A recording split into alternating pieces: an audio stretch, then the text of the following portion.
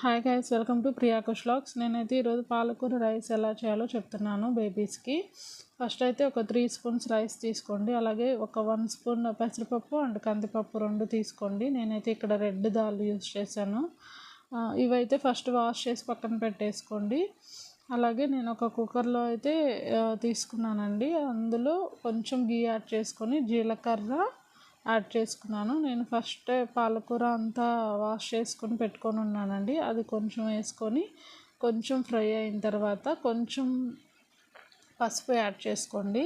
పసుపు యాడ్ చేసుకున్న తర్వాత కొంచెం ఫ్రై చేయండి. అలాగే కొంచెం సాల్ట్ కూడా యాడ్ చేసుకోండి. కొంచెమే చాలండి, ఎక్కువ అవసరం లేదు బేబీస్కి. నేనైతే చూపిస్తున్నాను జస్ట్.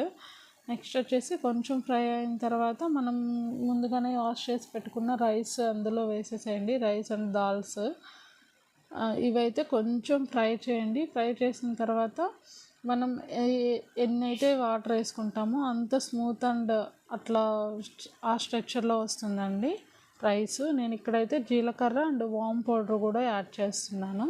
కొంచెం మిరియాల పౌడరు కారం కోసం, బేబీస్కి కొంచెం టేస్ట్ ఉండాలి కదా, దానికోసం అండి. వాటర్ అయితే నేను ఏ బౌల్లో అయితే రైస్ అండ్ దాల్స్ యూస్ చేశానో దాంతో కొంచెం నిండుగా పోసుకుంటున్నాను.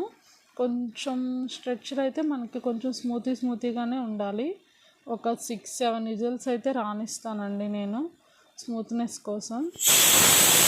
చూసారు కదా, ఇలా అయిపోయిన తర్వాత తీసేసుకొని ఒక ముద్దకవ్వ ఉంటుంది కదా, దాంతో అయితే స్మాష్ చేసేసుకోవాలి. చాలా బాగుంటుందండి. బేబీస్ అయితే చాలా ఇష్టంగా తింటారు.